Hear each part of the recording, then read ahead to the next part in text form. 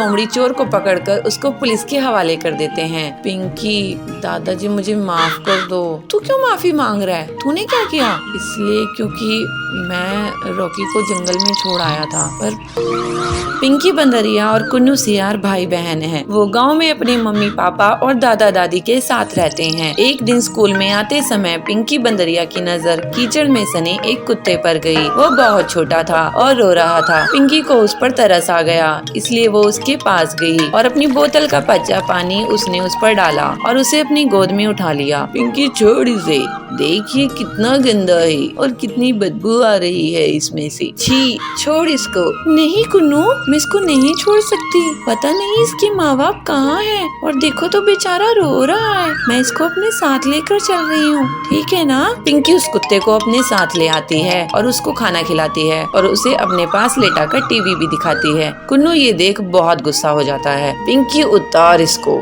ये हम दोनों का बेड है ना, तूने इसको कैसे बिठाया? उतार इसको अभी, कितना गंदा है ये, नाली में रहता है, उतार इसको। कुन्नू, ये छोटा सा ही तो है, जरा सी जगह ले लेगा तो क्या हो जाएगा? कुन्नू अब और गुस्सा हो जाता है और मन ही मन सोचता है, इस कुत्ते की वजह से मेरी बहन मुझे पराया कर रही है और मेरी चीजें भी छीनकर इसे दे रही है। इसका तो कुछ करना होगा, नहीं तो ये धीरे धीरे मुझसे सब कुछ छीन लेगा। पिंकी उस कुत्ते का नाम रॉकी रखती है। रॉकी के परिवार के बाकी लोग भी रॉकी से बहुत प्यार करने लगते हैं, पर कुन्नू अभी भी उसे घर से निकालने की तरकीबें सोचता रहता है। एक दिन वो रॉकी की पूंछ में पटाखे जलाने ही वाला था कि तभी वहाँ उसकी माँ चुनमुन नीलगाय आ गई। कुन्नू, ये तुम क्या कर रहे हो? उस बच्चे की पूंछ पर पटाखे क्यों जला रहे हो? कोई तुम्हारे साथ ऐसा करेगा तो कैसा लगेगा? छोड़ो उसको, लाओ मुझे दो। चुनमुन से डांट खाने के बाद भी कुन्नू नहीं सुधरता और फिर एक दिन रॉकी के खाने में मिर्ची डाल देता है। रॉकी वो दूध पीता उससे पहले ही उसके दादा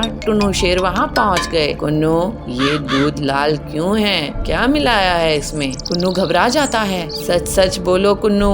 नहीं, कुछ भी नहीं दादाजी, वो तो ऐसे ही हो गया। मैं जानता हूँ तुम रॉकी को जरा भी प्यार नहीं करते हो और उसे घर से निकालना चाहते हो, पर बेटे ये बेचारा भी बहुत छोटा है, तो जानता भी नहीं कि तुम इसके साथ क्या क्या कर रहे हो। इसलिए ये सब छोड़ो और उसके साथ प्यार से पेश आओ, ठीक है? दादा के समझाने पर भी कुन्नू नहीं समझता और फिर एक रात वो रॉकी को लेकर जंगल में चला जाता है और उसे कहीं दूर छोड़ आता है और घर आकर सो जाता है। अब उस रॉकी को मैं ऐसी जगह छोड़ कर आया हूँ जहाँ से वो चाह कर भी वापस नहीं आ सकता और मैं जीऊंगा चैन की जिंदगी। अंधेरी रात हो चुकी थी, घर में सब सो चुके थे कि तभी एक लोमड़ी चोर उनके घर में घुस जाती है और एक एक करके घर का सारा कीमती सामान चुरा लेती है। पर जैसे ही वो घर के बाहर कदम रखती है वैसे ही रॉकी भौंकने लगता है और घर वाले सारे लोग जाग जाते हैं। तब तक रॉकी लोमड़ी चोर को हिलने तक नहीं देता। अच्छा, तो ये चोर हमारे घर में चोरी करने आया था। शाबाश रॉकी, अगर आज तुम नहीं होते पता नहीं क्या हो जाता। टुन्नू लोमड़ी चोर को पकड़कर उसको पुलिस के हवाले कर देते हैं। पिंकी, दादाजी मुझे माफ कर दो। तू क्यों माफी मांग रहा है? तूने क्या किया? इसलिए क्योंकि मैं रॉकी को जंगल में छोड़ आया था, पर पता नहीं ये वापस कैसे आया। यही तो खासियत है मेरे दोस्त की। रॉकी, मुझे माफ कर दे प्लीज। सॉरी यार, अब हम दोस्त बन सकते हैं, तू दोस्ती करेगा मेरे से? रॉकी अपना एक पैर आगे बढ़ाता है और अब दोनों के बीच दोस्ती हो जाती है। रॉकी कुन्नू का भी दोस्त बन जाता है और फिर सब खुशी खुशी रहते हैं।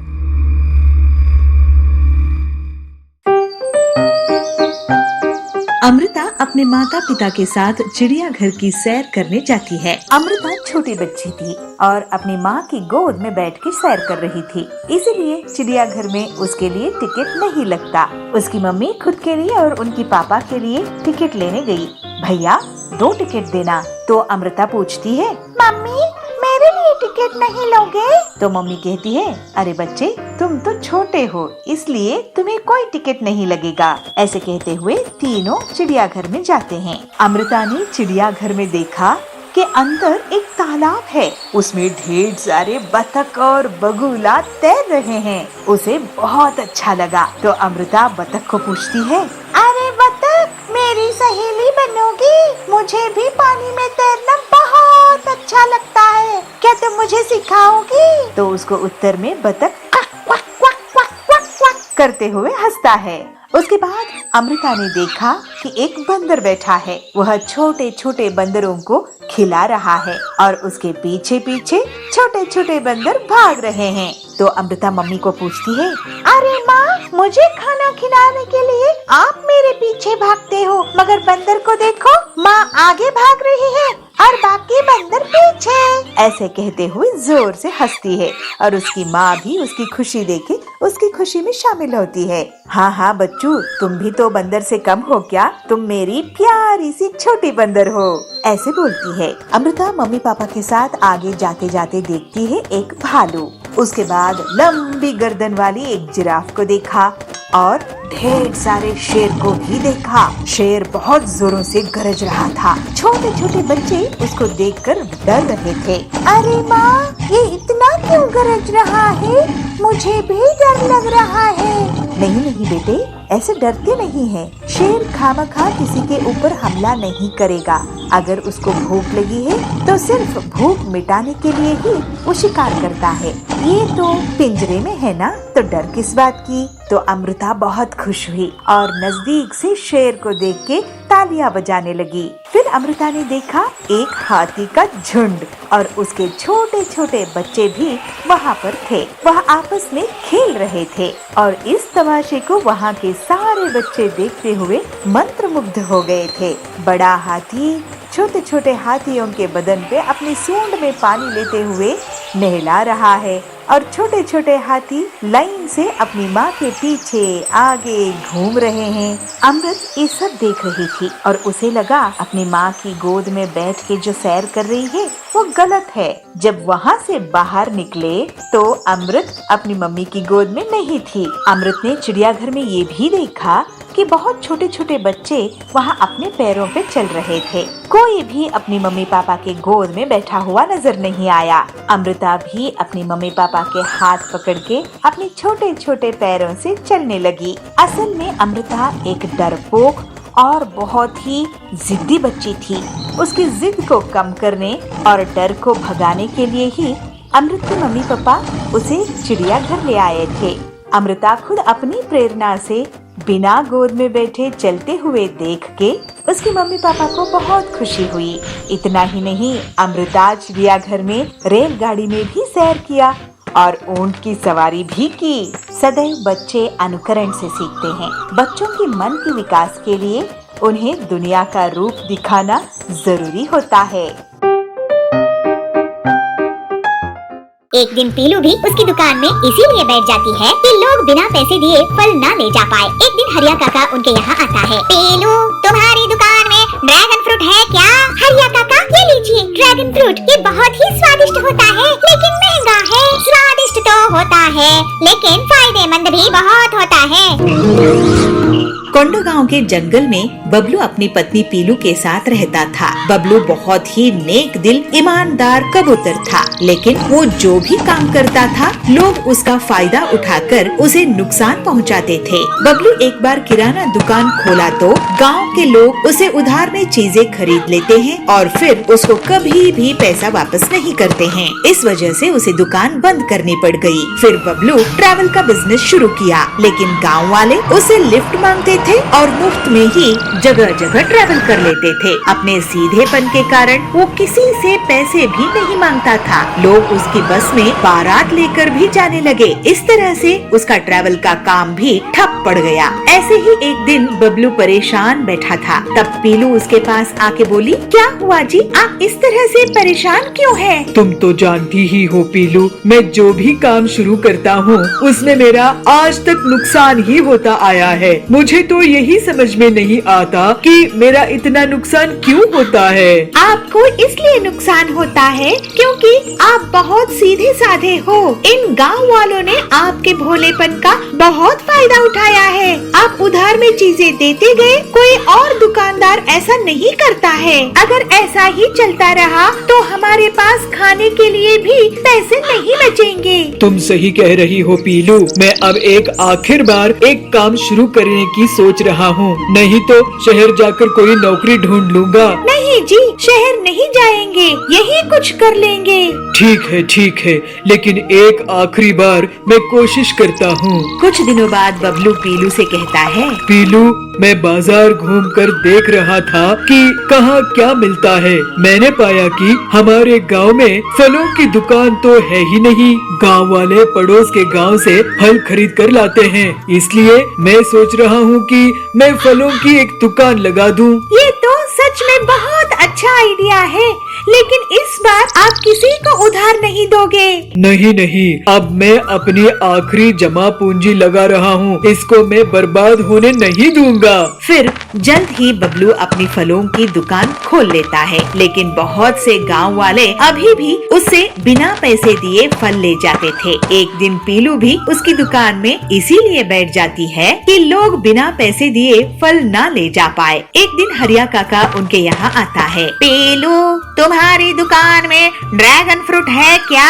हरिया काका, ये लीजिए ड्रैगन फ्रूट, ये बहुत ही स्वादिष्ट होता है, लेकिन महंगा है। स्वादिष्ट तो होता है, लेकिन फायदेमंद भी बहुत होता है। और रही बात कीमत की, तो सेहत से बढ़कर क्या कीमत है। अभी मौसम बदलने वाला है और ये इन्फेक्शन से बचाएगा। मुझे ये 5 किलो दे दो।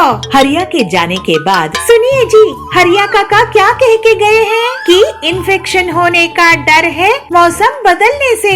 हाँ, अगर ऐसा होगा तो ड्रैगन फ्रूट से लोगों को इन्फेक्शन होने से बचाया जा सकता है। इसका मतलब हम और ड्रैगन फ्रूट बेच सकेंगे। देखो, गांव वाले ऐसे ही इसे नहीं खरीदेंगे। हम क्यों ना फ्रूट सलाद बनाकर बेचे। कुछ ही दिनों में लोगों को इन्फेक्शन होना शुरू हो जाता है और हरिया काका सबको ड्रैगन फ्रूट खाने की सलाह देता है। इस तरह से बबलू और पीलू की दुकान में लोग इकट्ठा होने लगते हैं। सुनिए, मैं आप लोगों को अब से मुफ्त में या उधार में कुछ नहीं दूंगा। आपको अपनी सेहत का ख्याल रखना है तो पैसे देकर फ्रूट सलाद लो। बबलू की बात सुनकर लोग सोच में पड़ जाते हैं, लेकिन फिर इन्फेक्शन से बचने के लिए वो बढ़ चढ़कर पैसे देते हैं। इस तरह से लोगों की सेहत भी सुधारने लगती है और लोग अब सबक ले लिए कि कोई भी अच्छी चीज मुफ्त में नहीं आती। फिर कुछ ही दिनों में बबलू और पीलू बहुत अमीर हो गए और बबलू ने सुपर स्टोर शुरू किया।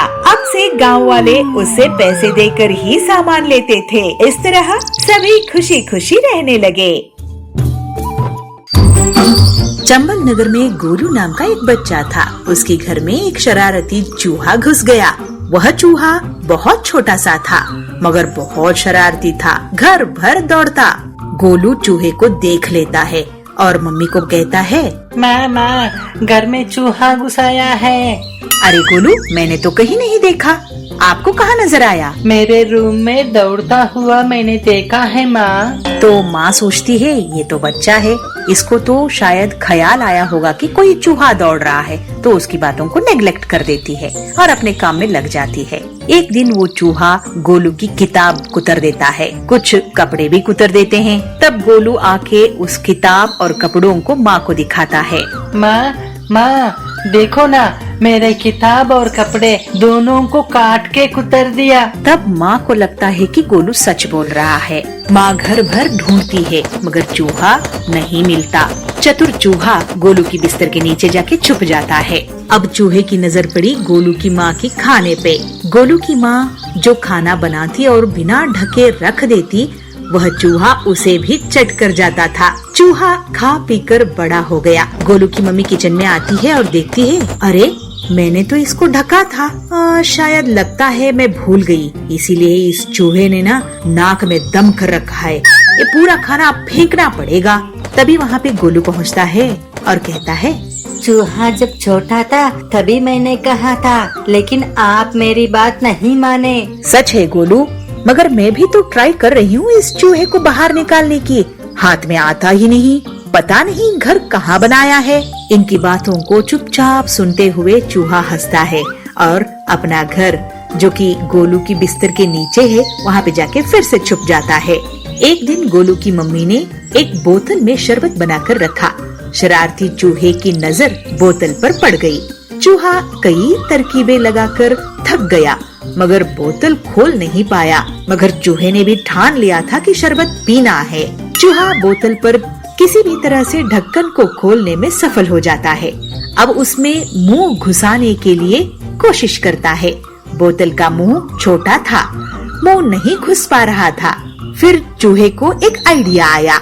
उसने अपनी पूंछ बोतल में डाली। पूंछ शरबत में गीली हो गई तो पूंछ को बाहर निकाल के उसे चाट चाट कर चूहे की पेट भर गया। जैसे चूहा अपनी पूंछ को चाट चाट के मजे ले रहा था, तभी किचन में गोलू की माँ पहुँच जाती है और गोलू को इशारे से बुलाती है। गोलू इधर आओ, देखो चूहा क्या कर रहा है। अरे माँ, ये चूहा तो बहुत होशियार निकला। मुझे भी यही आश्चर्य हो रहा है, इतनी तंग मुंह वाली बोतल से इसने जूस कैसे पिया। माँ, इस चूहे को ना हम अपने ही घर में रहने देते हैं। मैं भी यही सोच रही हूँ, क्योंकि मेहनत करने से कोई कार्य असंभव नहीं होता।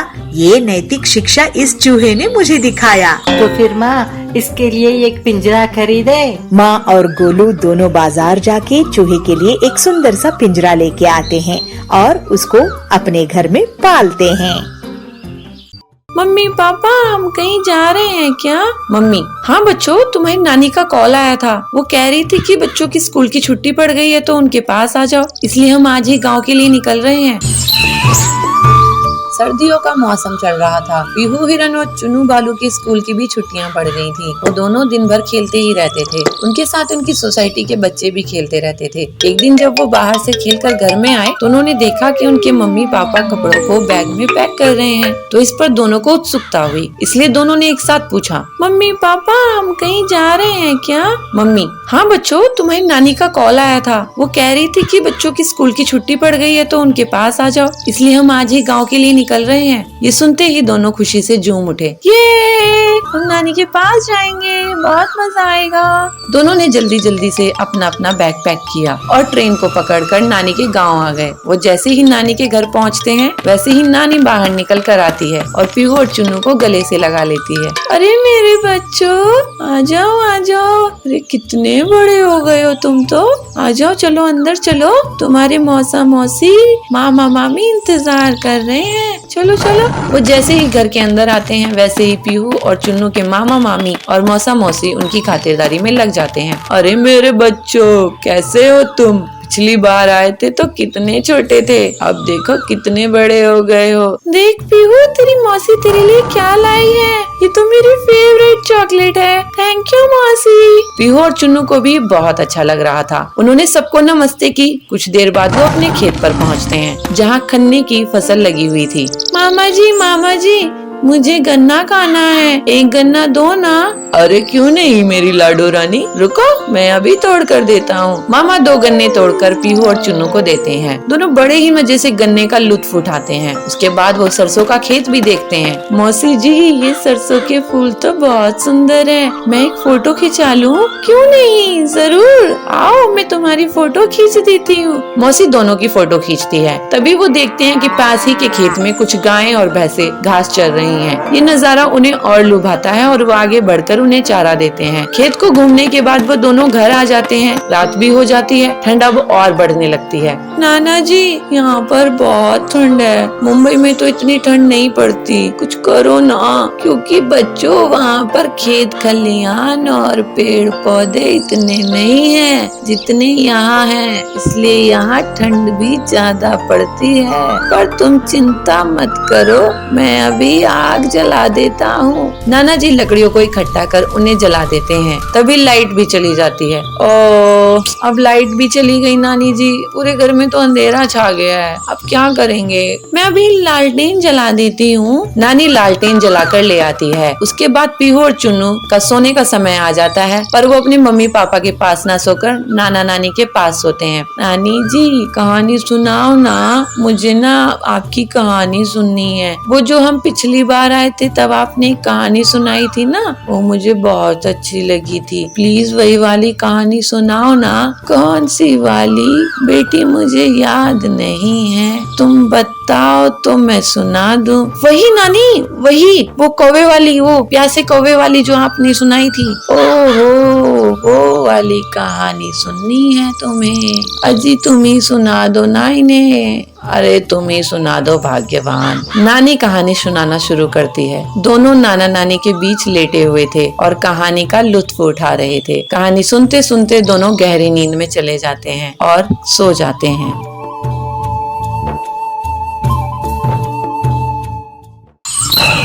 सुंदर जंगल में शेरा का बहुत आतंक था। सभी जानवर उसके गुस्से से बहुत डरते थे। उसी जंगल में एक समझदार खरगोश रिंकू रहता था। रिंकू हमेशा अपनी चालाकी से बड़े बड़े जानवरों से अपनी जान बचा लेता था, लेकिन वो हमेशा दूसरे छोटे जानवरों की मदद करता था। इस वजह से सभी जानवर उसको बहुत पसंद करते थे। एक दिन रिंकू जंगल में टहल रहा था, तभी उसे छोटू और उसकी पत्नी दिखाई दिए। छोटू भैया, छोटी भाभी, कहाँ घूम रहे हो? कुछ नहीं रिंकू, हम तो ताजी घास और फलों की तलाश में आए हैं। यहाँ की घास तो बहुत हरी भरी है। हम तो सोच रहे थे कि यहीं पास बस जाए। आप लोग क्या शेरा के बारे में नहीं सुने हो? ये उसी का इलाका है। अगर उसने आप दोनों को देख लिया तो आपकी खैर नहीं। शेरा तो बहुत ही क्रूर है।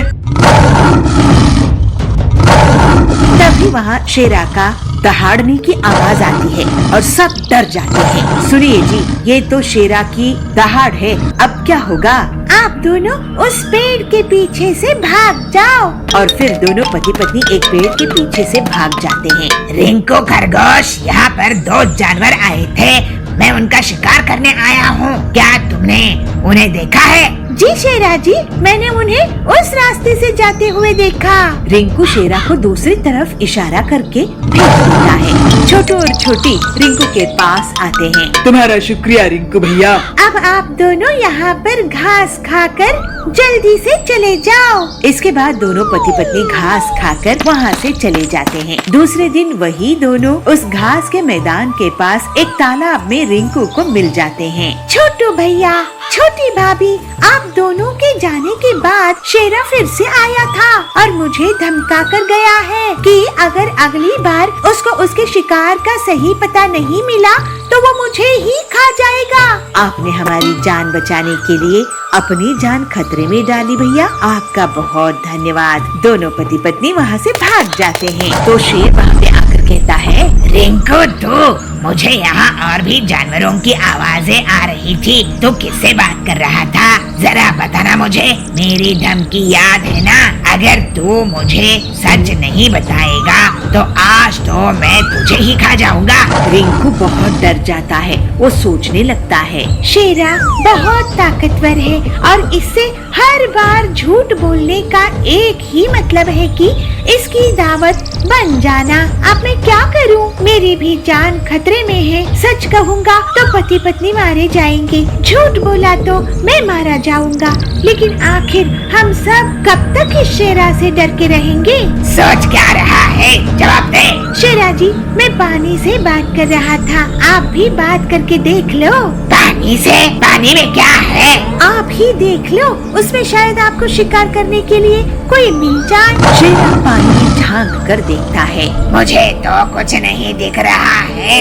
रिंकू इशारों से छोटू और छोटी को बुलाता है। ध्यान से आगे जाकर देखो शेरा जी, आपका शिकार है वहाँ।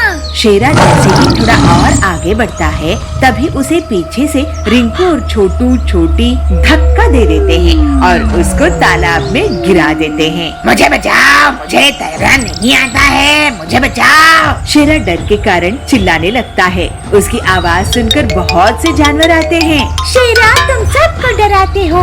अपनी ताकत का तुम्हें बहुत घमंड है।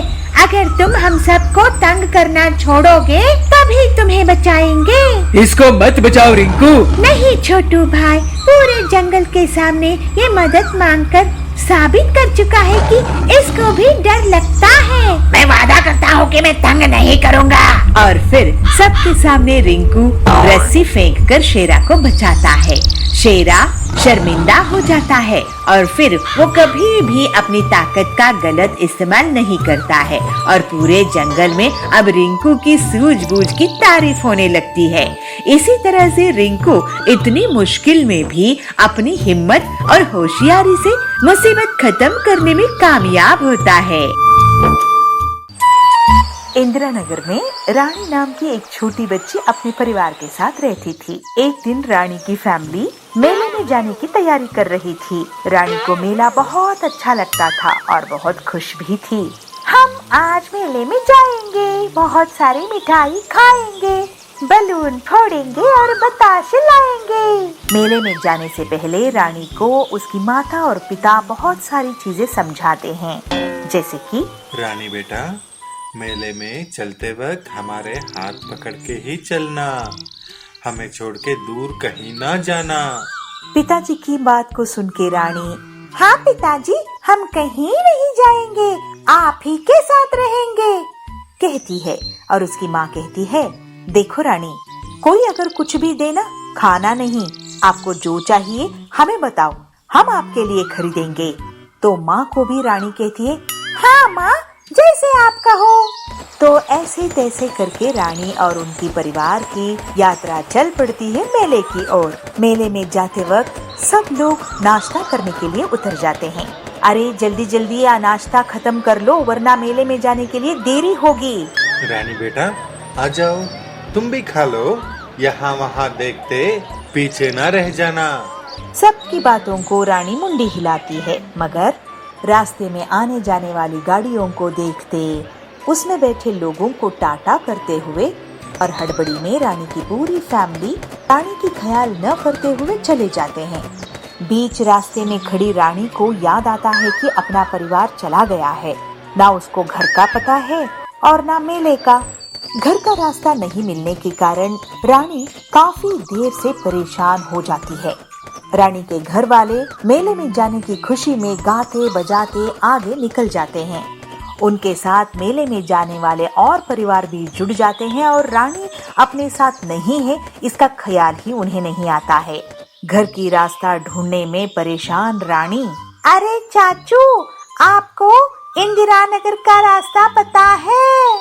अरे नहीं बेटा, इंदिरा नगर में कहाँ जाना है आपको? मेरी घर की पता तो पूरा मुझे नहीं पता। ऐसे कहते हुए रानी आगे निकल जाती है। रानी को भूख बहुत सताने लगती है। भूख से जोर से रोती हुई रानी चलते चले जा रही है। ऐसे ही अपने घर की पता ढूंढते हुए रोते जाने वाली रानी को रास्ते में चॉकलेट की गाड़ी गुजरता हुआ नजर आता है और उस गाड़ी से एक बड़ा सा चॉकलेट नीचे गिर जाता है। रानी के तो भाग्य खुल गए। रोते रोते जाने वाली रानी की मुंह पे मुस्कुराहट आती है। अरे मुझे भूख लगी थी तो भगवान ने इतनी बड़ी चॉकलेट दे दी। ऐसे कहते हुए रानी अपने घर की रास्ता ढूंढना भूलकर उस चॉकलेट को उठाती है। चॉकलेट इतना बड़ा था कि रानी के हाथ से उसको उठाना भी नहीं हुआ। तो रैपर खोल के रानी एक जगह पे एक टुकड़ा तोड़ के खाने शुरू करती है और उसी समय वहाँ पे एक पुलिस की गाड़ी आती है। रानी को फट से याद आ जाता है कि उसे घर भी पहुँचना है, तो दौड़ के जाके पुलिस की गाड़ी को रोक लेती है। पुलिस अंकल, मैं ना रास्ता भूल गई हूँ, मुझे घर जाना है। बेटा, आपका घर कहाँ है? एड्रेस क्या है? मुझे तो सिर्फ इतना पता है कि मेरा घर इंदिरा नगर में है। तब पुलिस वाला भी परेशान हो जाता है और रानी को कहता है, कोई बात नहीं, हम आपको घर पहुंचा देंगे। कहते हुए रानी को गाड़ी में बिठाता है, मगर रानी थोड़ी ही आने वाली थी। वो कहती है, पहले अपना चॉकलेट उठा ले। पुलिस वाला भी डट जाता है, या रानी को ले जाएगा या फिर चॉकलेट को। तो रानी दोनों हाथों से खींचते हुए उस चॉकलेट को गाड़ी में चढ़ा देती है। गाड़ी में बैठ के पेट भर चॉकलेट खाती है। रानी ने सोचा थोड़ा बहुत इसे पुलिस वाले को भी दे दे और बाकी बचा हुआ घर ले जाए, ताकि घर में जो उनके परिवार है वो भी खा सके। हाँ, इतनी अच्छी चॉकलेट तो अकेले नहीं खाना चाहिए, ज्यादा चॉकलेट खाने से दांत सड़ जाते हैं ना। ऐसे मन में कहते हुए पुलिस वालों को भी एक एक टुकड़ा चॉकलेट तोड़ के देती है। उतने में पुलिस स्टेशन भी आ जाता है। इस तरफ पुलिस स्टेशन में रानी की पिताजी और माँ भी थे। वो कंप्लेंट लिखाने आए थे रानी के बारे में। अपनी माँ और पिताजी को देखते हुए रानी दौड़ के आती है और कहती है, माँ और पिताजी देखो ना मैं क्या लाई हूँ। अरे रानी बेटा, आप कहाँ चले गए थे? रानी, तुम्हें इतना समझाया था ना कि मेले में जाते समय हाथ नहीं छोड़ना चाहिए। हम कितना घबरा गए थे। कहाँ गए थे आप? और पुलिस की गाड़ी में आप कैसे आए? अरे माँ, मुझे ना भूख लगी थी और घर का रास्ता भी नहीं पता था, तो मैं वहाँ पे ये चॉकलेट मिला, खाते बैठी थी। पुलिस अंकल मुझे घर जाने की प्रॉमिस करके यहाँ लेके आए हैं। अच्छा हुआ तुम्हें यहाँ तक ले आए। हाँ पिताजी, आप यहाँ पे हो ना, अच्छा ही हुआ। कहते माँ और पिताजी की दोनों को हाथ पकड़ के गाड़ी तक ले जाती है और माँ पिताजी गाड़ी में देखते हैं कि इतना बड़ा चॉकलेट पड़ा है। अरे रानी, आपको इतना बड़ा चॉकलेट किसने दिया? कहा था ना कि कोई कुछ दे तो आप उसको खाना नहीं। अरे माँ, मैंने किसी से मांगा नहीं और किसी ने मुझे दिया भी नहीं। ये बड़ा चॉकलेट जब चॉकलेट की गाड़ी जा रही थी उससे गिर गई थी, तो हमने भूख लगी थी तो लेके खा लिया। रानी को वापस पाने की खुशी में उस चॉकलेट को भी लेके स्टेशन में सबको चॉकलेट बांटती है रानी की माँ और पुलिस इंस्पेक्टर को धन्यवाद कहते हुए रानी के साथ वापस खुशी खुशी घर चले जाते हैं।